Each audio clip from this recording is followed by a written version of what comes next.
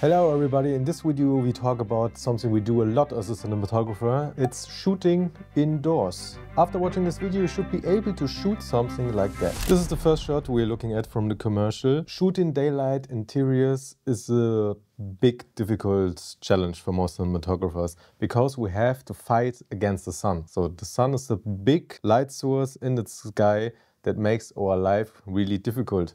Because you cannot control it, it spreads everywhere and it's very difficult to gain and create contrast. So how do we get this shot? The first thing I would do when I come into a location like this is put the camera down. I know I want to shoot in this direction, so the camera should be placed here. And there's one rule to rule them all. You have to know where your light is coming from. So the audience has to know, the cameras has to know, everyone has to know where is the light coming from. That's the reason we have that window in the frame. This makes everything more easy for you. Because now there's only one possibility where the light is coming from. And this is out from this window. As you can see, the light is coming this direction and we're getting a little bit of lighting contrast on the ground. So in an ideal world, there would be here the sun, it would stay in this place the whole day and we get this nice look throughout the whole shoot. But that's not reality, that's not how filmmaking works. So we have to create our own sun. So first thing I would do at the beginning is, after we put down the camera, is on this side on the wall, also the opposite from this wall, we would place neck fill. So just black out the whole wall.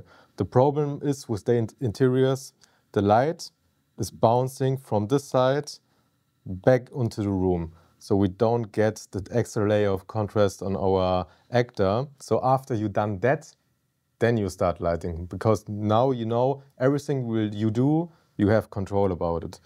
So the sun is now probably somewhere around here or there. The sky is bright. So, but what you do next is you put exposure on the window. So you stop down, putting on NDs on your camera as far as you can see details in the background. There are possibilities that you can just blow out the window, but the DPs on this shoot thought to themselves, no, I want to see a little bit of the outside world. So after you've done that, put your neck up, you got a lot more moody picture. So the next thing you do is, because there's the window, there shouldn't be a light coming from here or here or here. That doesn't make sense. You can do it if it looks cool, but most of the time, all commercials follow these rules. So you need something really strong and big outside of the window to shoot straight down on the ground, creating some interest. Most of the time, that what gives you the cinematic look is the interest you bring on the background, on the walls. So most people only think about, okay, I have to light a person. But that's only half of the story. You need to create some interest, some sparks, some little bit of texture, dynamic into your shot, so that it looks good. This little bit of sparkling from light on the furniture makes the shot more interesting. What can happen is, if you have too much contrast on the scene, that your actor is blacked out. But that's not what we want. That's the reasons. There's two opportunities that you can do. First one is you use something like an aperture spot and beam it on the ceiling and you create a light circle. That bounces light back into the scene. With this technique, you can choose in an area where you want to lift the contrast. And as you can see, that's probably what they did here, because it's very subtle.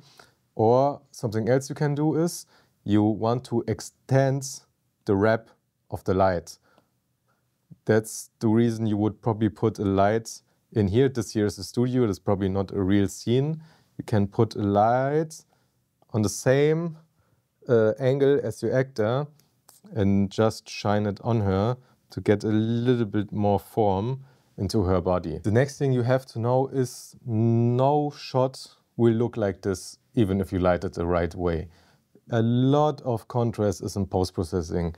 As you can see, here is probably put on a power mask, and all these walls and the ground, there are power mask and the windshield resolve and I pull it down. A lot of this lighting contrast is post-processing. I know a lot of people say, get everything in camera. Yeah, you get everything in camera, but this last little bit of perfection is in post, and you have to shoot and know what you can do in post.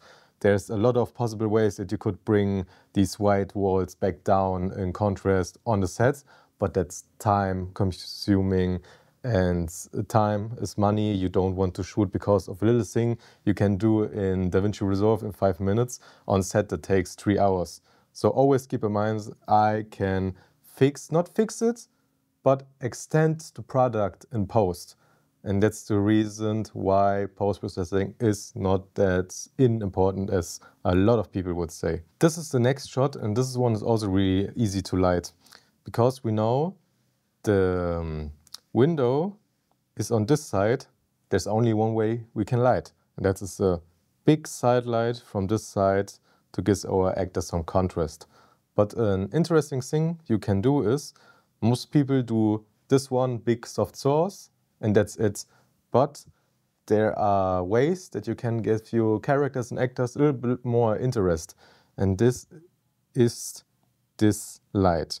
We have this big soft one that gives contrast and ambience, but then we have another one, hard source. You can also use an aperture spotlight or something like this, and just shoot on the body and bring the exposure with a hard light back up, so that we have the feeling of, okay, there's ambience and also the hard sun hitting our subject, but not creating too hard shadows on the face. But this combination of those two lights gives a really nice look that you see very often in these days. And when you want to focus something more in your image, there are several techniques they can use. One of them is frame in a frame. The scene has a circle, your eyes have to look through this hole and on this actor. And the next thing is, your foreground, or not the most important person in the shot, has to have light continuity. This woman doesn't have the right to be this dark, but we make her this dark that we create depth, another layer of light, and get more focus on our actor that we have to look at. So always when you put one person in front of the camera that's just there for depth, can really dark them out. Just a little bit of detail that you have something to work with, but this one is not important. Always think about when something is not important for the scene, the person, the audience doesn't have to look at this, ignore it. It doesn't have to be perfect or make sense or something. It always have to be just the thing the audience has to look at. And that's something that really annoys me on set. Forget this and everything around here. Focus on the most important part.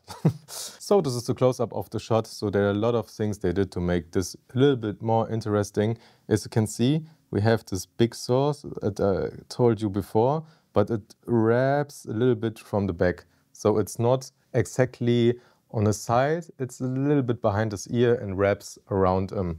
That's something you can do. Maybe he will look later into to the side. Always think about what is the hero frame. This is the position where the light has to be perfect as possible. We also see very clearly this hard extra light they have. We even see it here in the haze. A problem with haze, it gives the room really nice fill. Overall, it doesn't feel as empty, but it's very difficult to hide where the lights come from, because this is the sun. You can get away with it, but most of the time, maybe when you have a top light, you get a lot of glow and some unease into the image that you don't want. So if you haze, always think about how much room you have. Can you handle this? Have you a dedicated person for it? Because sometimes it's get out of control, it's too much. And I would always tell people, don't haze in front of the actor. Most of the time it's enough when you just haze the background, because now the room has an atmosphere, but you don't lose contrast and control over the actor.